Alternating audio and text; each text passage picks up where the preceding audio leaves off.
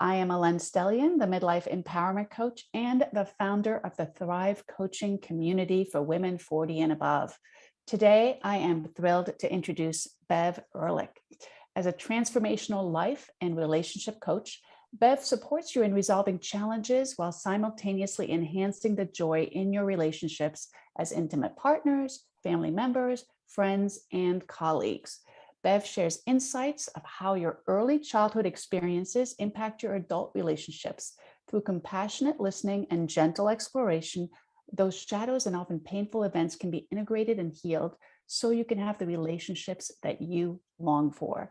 Her core passion is educating and empowering you to live with a deeper level of consciousness, authentic expression, alignment, and contribution.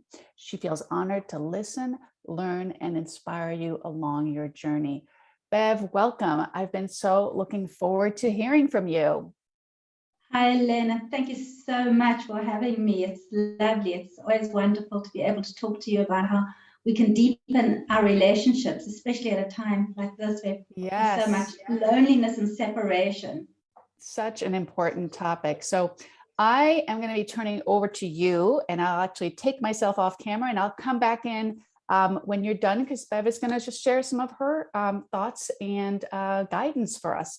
So I am going to turn the mic over to you now. Okay, hello everyone. I think I will sometimes be referring to notes. It's so lovely to be here. So the question that arose and the topic that I'll be addressing is whether we should stay or leave in a relationship. Very often in my practice, what I see is, I'm going to talk heterosexually for now, for this talk. The wife will bring in a reluctant husband, and her comment to me very often is, he's a great guy, he's a little bit like a boy, and the husband will feel like, I've been quite happy with the marriage, but I'm really unhappy that my wife's unhappy. And that's kind of how the story starts very often. So what we're going to speak about this evening, tonight for me, is how we can give what our partners need in a relationship, and how we can get what we want and need, and then how we can nurture and cherish that. Because when we nurture and cherish, that's when we deepen our connection, and we deepen the meaningful times we connect with each other. So based on the work of Terry Real, I wanted in your wise adult that is reasonable, flexible, you're present, triggered at the moment. The issue arises when we become triggered. And basically what happens then is our wise adult goes offline, and we could have 2-3-year-olds in some kind of conflict. And children don't know how to resolve the conflict. So the wise adult who's reasonable, both of our wise adults have possibly gone out for coffee, and what's left is what we call an adaptive child. And soon I will show you a slide about what the qualities of the adaptive child look like as opposed to the wise adult. Now, that adaptive child is a reaction when you're triggered to not the person who's in front of you, but a trigger to a place and time that you were much younger when you adapted and adjusted to some kind of trauma. Now, we're not going to talk right now about huge traumas, because we all experience some kind of trauma when we don't always feel held by our early caretakers. Okay, and then what happens is, as a child, as we have major trauma, even neglect, as we adapt to that, becomes the adaptive child. So that adaptation, as Pierre Melody says, we kind of create create an adult from a child's version. She says, I think she says that adults are very often children in adult clothing. And that's what comes up in our relationships. And when we respond from that adaptive child, that child, part of us, is not interested in relationship. That part of us is interested in preservation. And we want to bring more to the fore, the wise adult, the part of us that is into intimacy and connection. So let me just mention before I go into show you the slide of the adaptive child, that there's sort of 5 domains of human experience and intimacy, if you like. So some people will say, but I don't think I was ever traumatized. So every parent is basically obligated to nurture, guide, and limit a child. As Thomas Hubel says so beautifully, the river should flow down the hill.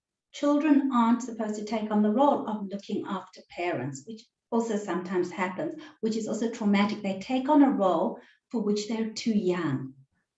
So those 5 domains that we can look at in ourselves are intellectual, physical, spiritual, sexual, emotional. And how did we experience those? So intellectual, for instance, you can ask yourself, was there any conversation around the dinner table? When I expressed a thought, was it welcomed, or was I told, oh, put down, that's a silly thought, you haven't thought that well through? Or was it welcome? Physical, was there actually food on the table? Were we well clothed? That's also part of how we feel safe in the world. Spiritual, was there something that was given to us, that an understanding that maybe we aren't in control of the world, there's a higher power? What kind of conversation went around that in our families? Sexual, was our budding sexuality celebrated, or were we told, here's a book, read this, be quiet, don't ask questions, or ask your friends, or come and ask us if you're unsure of something? And of course, emotional. Was there any emotional conversation? Just today, somebody told me about the passing of her grandfather and how his son, her father, said, you know, I don't want you to come before he dies, and I don't want you, talking to an adult, and I don't want you to see him, and after his death, don't come too often to the house. And she felt that her mouth was like this, her feelings were not recognized. And that's probably not a new scenario in her family, but were your emotions, did they have a place for expression? And that's where we see when those aspects of our well-being are they nurtured? Are we being guided? Are we being limited? In terms of, are we being given a framework that's comfortable for us as children to learn, and how we take that then into the adult world? Let me start this again. We regulate each other, we co-regulate each other. And you see this very clearly as an example of a parent in a park with a young child. Young child will go off, let's say, get hurt, come back. And the parent has 2 ways of receiving that child. Either the parent can say, what's the matter? Why are you crying? There's nothing to be afraid of. The child will say, I'm afraid. Or the parent can say, come, let's have a look at that together. So how we are received in the world impacts how we trust and how we form our adult relationships. I always say to my clients, when we look back, it's not about criticizing, judging, even understanding your parents. I just want to see what the impact is on the adult. So let's take a look at that slide a minute. Let me see if I can share my screen with you. Here it is. Okay, this is based on the work of Pierre Melody and Terry Real. So the adaptive child is black and white, as opposed to a wise adult who's nuanced.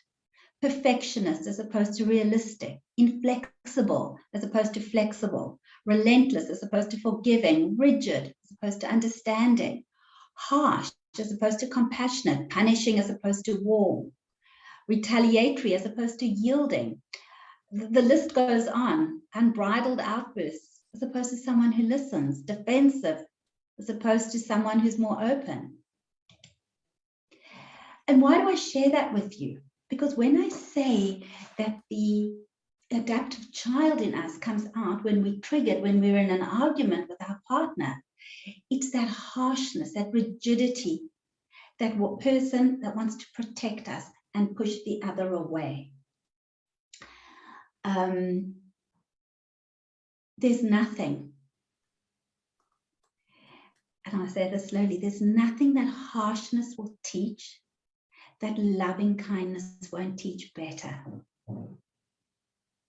There's nothing that harshness will teach that loving kindness won't do a better job of. That is part of the adult limiting and guiding and nurturing. So how do we move more into our wise adult rather than being this person who reacts, who just wants to either fight, flight, or fix in a triggered moment? So if we even begin to just look at our own way of behaving in our relationships, I think we can quite easily and quite quickly identify, are we the fighting one? We shout and scream and yell because we want to control the other person. Do we flee? We're here in person, but now we've gone behind our wall. You will not access me. Or do we try and jump in and want to fix? That other person is feeling bad and I want them to feel better. You often see that in codependent relationships. So let's see how we understand this us consciousness in a relationship. How can we really look into it? Because I want you to leave tonight with at least 1 or 2 practical tools when you consider the question, should I stay or should I leave? Or should I seek support in understanding this and understanding what's going on for us here? So if you look at your relationship as an ecosystem, right, where everything is equal, you're not above your relationship, you're not below your relationship, and you cannot just escape from your relationship. You are part of your relationship and you need your relationship. Very often we tend to take on a passive role in our relationships rather than what can I do to enhance this? And what I'd like you to do is think about your relationship as a biosphere, the place where you live.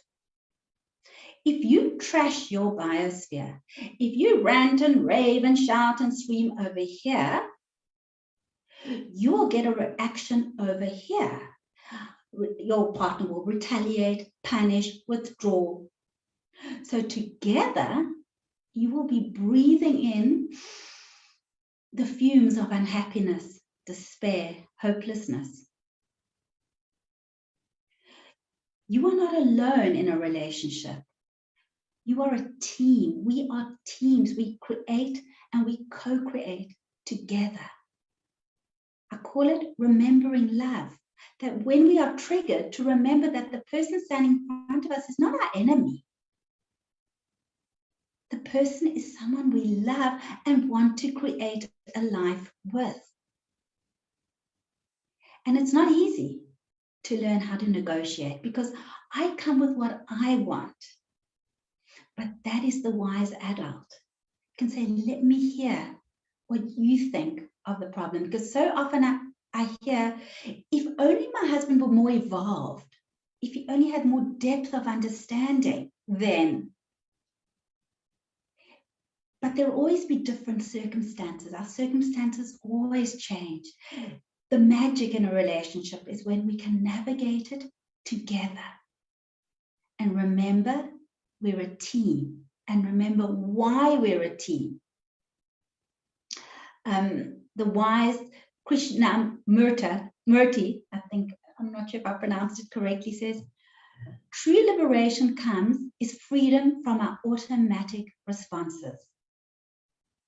So I'd like to just offer you a first intervention for this evening. And that is to firstly just notice, when do I get triggered? When do I get triggered? And what can I do to come back to self? And one of the most, it's not easy, but one of the most magical tools I know, and there are several, rather than a losing strategy of I'm going to punish, to say, you know what, and this isn't easy, I'm feeling triggered right now. I'm going to go out of this room for 20 minutes because I'm going to say something that I don't want to say. I'm going to take a deep breath and then commit to coming back. And if you come back after 20 minutes, you say, no, I'm still really angry right now. I'm going to take a day, or I'm going to sleep on this. But always taking the time out, if you can, and recommitting to come back. So if that's just the one tool that you take with you this evening, that will be amazing, to breathe and to just remember to hold yourself tenderly and kindly in the face of the fact that you're human and you're not flawless. So if you can manage to breathe and step away once this week, that's amazing. Next week, you'll do better. If you cannot judge, just notice what triggers you in your relationship and what dance, what movement you can make to make that change. Thank you so much. Okay, let me put it back to both of us. You covered so much ground. I don't even know where to get started with the conversation.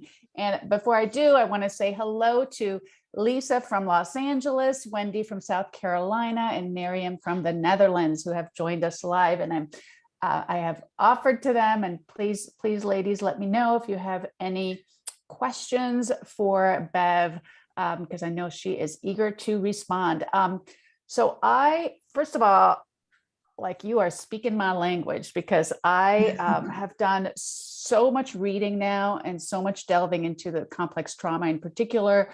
And the idea that the way we responded as children to a situation was adaptive. It was a way for us to keep ourselves safe, right? It was smart. That's the whole, the drama of the gifted child, which is a terrible title, but not about giftedness intellectually, but really about the giftedness of a child who understands how to keep themselves safe and how to respond to a situation.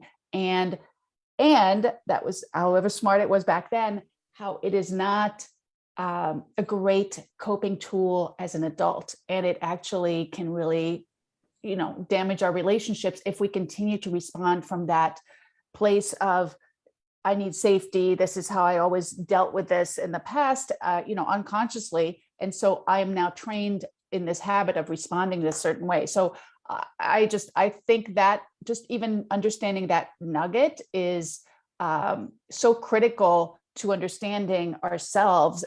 This came from somewhere, right? The way we react to things, there is a genesis to that. It came from an adaptive response as a child that is no longer serving you as an adult. That is huge for me.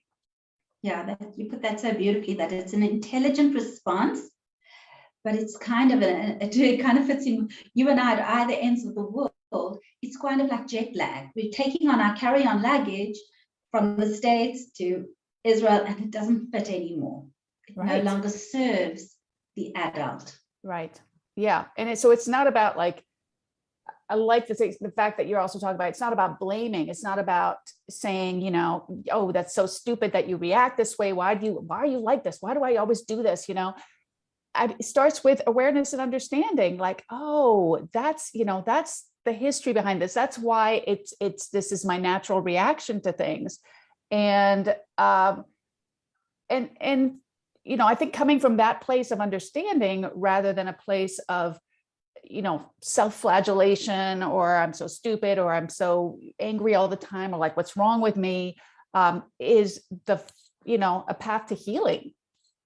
Absolutely. Absolutely. To just hold yourself tenderly and kindly in the face of the fact that you are human, because then you will recognize other people. You will be less judgmental of other people. You'll be able to hold them kindly and compassionately when they fall down.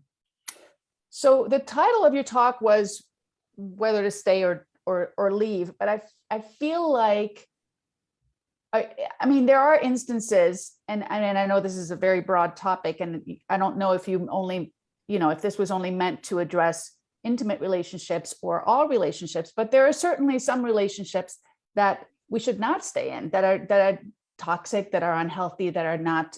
So, Absolutely. I don't think you're saying that, give grace, everybody, work on your relationships, whatever, in all cases. I mean, in some cases, the way you take care of yourself still today, the way you nurture yourself and what's best for you may be to distance yourself from a relationship. 100%. And my work only comes in when you've looked at mental illness, violence, addiction. All those need to be taken care of before you can do this work. You cannot, a person can only be free to do this work once you feel safe. If there's an addiction, we want to address that. Yeah. So for sure. And that's also, I'm so pleased you brought that up, because so often we think that if we ask for something in a relationship, that it means that that person doesn't really love us. But we are entitled to say, and I urge people to say, whether it be the woman or the man, but it's usually the woman, look, I really want us to give this marriage a shot, or this relationship. This is what I need from you. I need you to commit to going to an AA meeting. I need you to commit to going to psychotherapy, to ask for what you want and how you can support that. But you're also entitled to hear from your partner. I can't go to psychotherapy 5 days a week. That's not going to work for me, but I am prepared to go to an AA meeting. And then to acknowledge that and appreciate that. Yeah. But definitely do not think that you may not ask. That's part of, that's a whole nother story about how sometimes we feel we don't have a voice. Yeah. You need to ask for what you want. This relationship is important to me. But if you can't do that, then yeah, I might have to leave. Yeah. I mean, sometimes there is an ultimatum there, there is, and that's just fine. Yeah. Yeah. It's Don't not ever think that that's not okay. Right. So Wendy asks, she says, this all makes sense and tracks with my experience. Bev, is it always traumatic for someone to be the one to end a relationship or to even consider ending it? Because it was for me. So I'm not sure I fully understand the question, but I think Wendy is saying, is it usually when you're the one to end a relationship, is it traumatic for the person who's ending it? Right. So it's a great question, but I think it speaks into, we need to be curious and find out. Ask your partner, is this traumatic for you that we're ending this relationship too? If that is of interest to you, this is very traumatic to me. Is it traumatic to you too? The question needs to be asked. We need to remember to remain curious in our relationships. So, and you're taking me on a little bit of if I can just explain automatic responses, Wendy, I love your question, actually. Automatic is great, that we get up in the morning, we don't have to think about putting our feet on the floor, cleaning our teeth. It's not always great in a relationship, because then if I can say to you, I know what you're going to say, then I'm not even having the conversation with you, because I know what you're going to say. You always say the same thing. It's when we step back, say, I'm actually curious. What would you say to X, Y, and Z? So curiosity is a beautiful part of relationship. I love that. Curiosity is so important, and not making assumptions about what the other person's feeling or what they're thinking or how they're, what their behavior means. Because so many of us do, especially if you've been in long-term relationship, do make assumptions because we feel like, oh, I've been with them so long. I know everything about them. Right. So very, very interesting, very important point about curiosity. And certainly I would think, if somebody's in an abusive relationship or a toxic relationship, oh, here, Wendy's adding this. She said, since we had children, he had to be the one to leave or I'd lose custody in court. He would not leave. Yes, it was emotionally traumatic, but I did tell him what I needed and listened. So I guess I got that part right. Beautiful. Beautiful, because Wendy's bringing up, and Wendy, thank you so much for your questions. That you're bringing up something so beautiful. Our children are keen observers of our relationships. They're keen observers. So when we heal our relationships, when we heal ourselves in relation, that is important for them for the next generation. We've received burdens and gifts from the generations before us, and we can decide whether we pass them on or how we pass them on.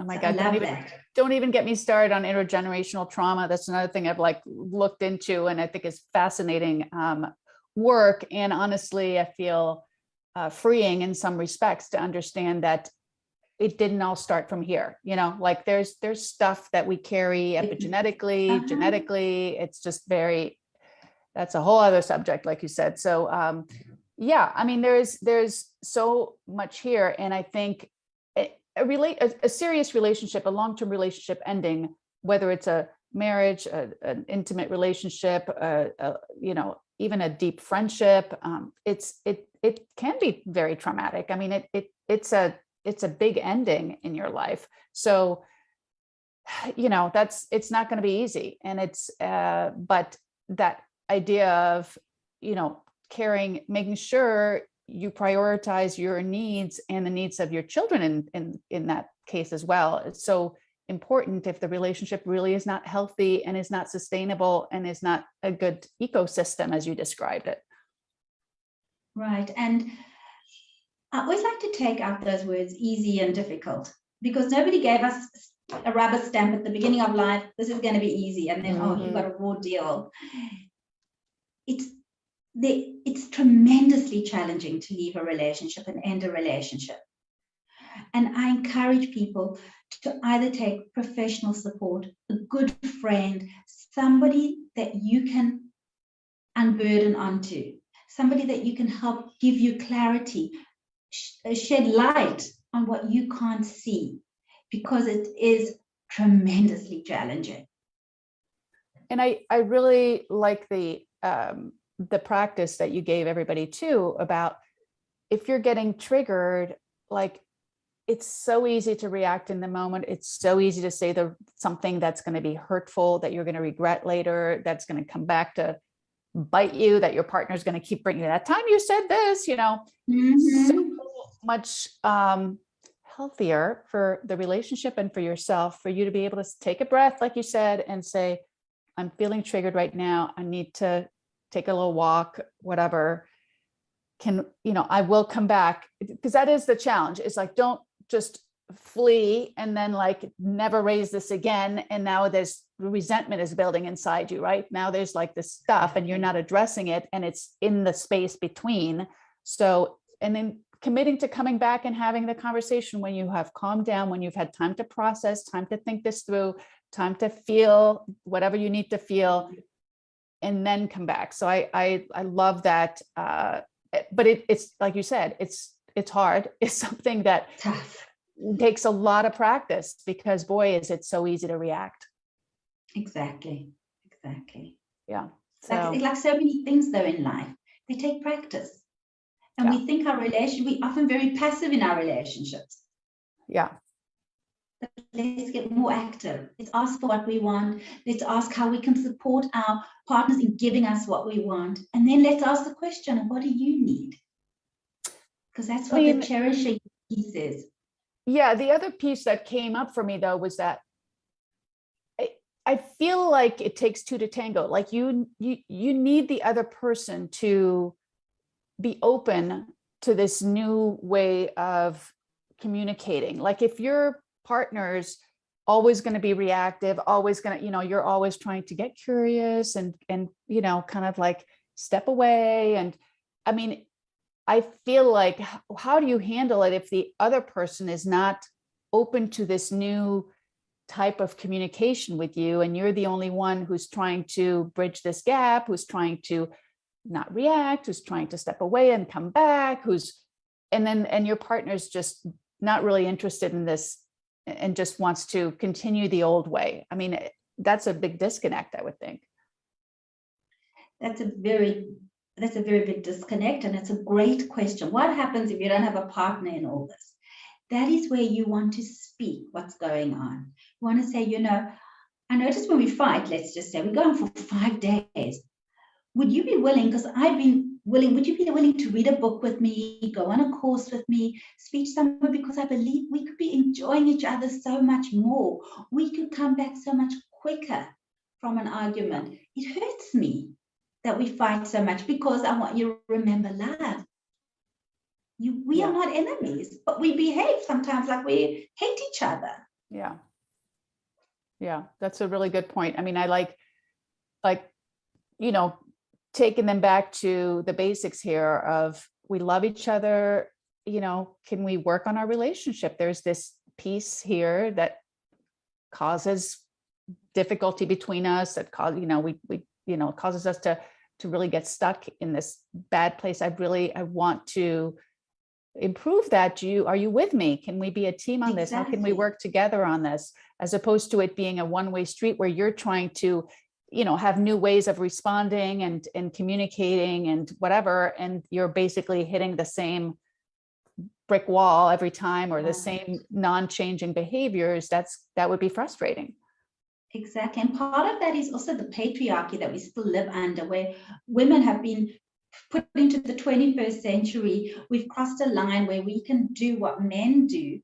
And now we also want a long-term relationship of intimacy when we come home at the end of the day and managing the children. Men are also more into helping, of course, in the family, but we're not necessarily raising boys to be connected men, because we still think that vulnerability, emotions are weaknesses, or are seen as feminine qualities. Male qualities are intellect, strength, right? So men's voices have also been cut off because they don't know how to maybe get in touch with some of their emotions.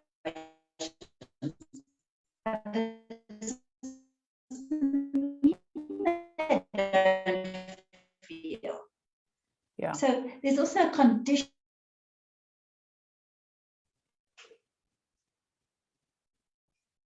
Yeah, no, I mean, and I want to comment, Wendy says, in the Christian faith, having very different goals and values from your spouse is called being unequally yoked. If, like she's saying, if one oxen is pulling harder than the other, or in a different direction, you either go in circles or you don't move at all, right? You've got to be that's great. Pulling in the same direction. And you don't always have to be, Wendy. There's always a mourning in a relationship. There's always something that you don't get. And it could be something as big as religion, or religious into Trump, and I don't know the others in politics, right? One's a vaccinator, one's an anti-vax. The question is, are you going to argue about who's right and wrong? Because that has no place in a relationship. Do you want to be right, or do you want to be married? What's the bigger picture here? So you don't. How do we navigate this together? Because there'll always be those questions. How do we manage this? This is what I want. This is what you want. It's not just going to disappear. Yeah, love it. Needs to come out into the open. What do I want? What do you want? Well, that's remembering the relationship is bigger. Yes, I love that. And I think this is a great place to wrap it up, because you have just left us with so much to think about, and kind of a new way to think about relationships. I like the idea of it being a biosphere, and something that this is where we live together, and how can we create the best ecosystem for our marriage, and how can we be pulling together for a better relationship. And sometimes that's not going to be possible, but exactly. Sometimes you do what you can if the relationship is viable, and sometimes you gotta you know, you can't make it work. And then it's like, okay, how to separate in the best way possible for yourself and for your family. As respectfully as possible, and to see, Yeah. to always ask yourself, what is my contribution? So that even if Yes. you do end a relationship and because you want to go into another one, what can I learn Right. about myself?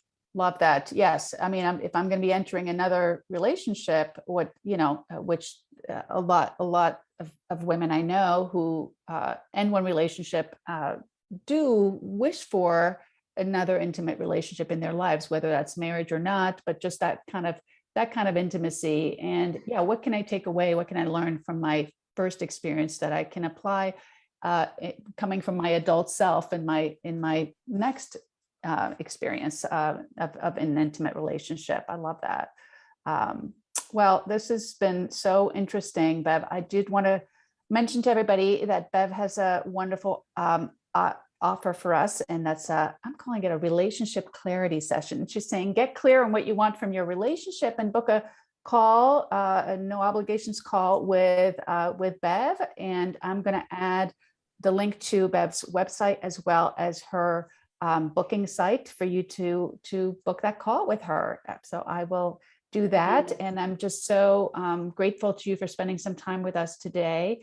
And I am grateful to all the wonderful ladies who showed up live with us, and hope that you got a lot out of this, because I certainly did.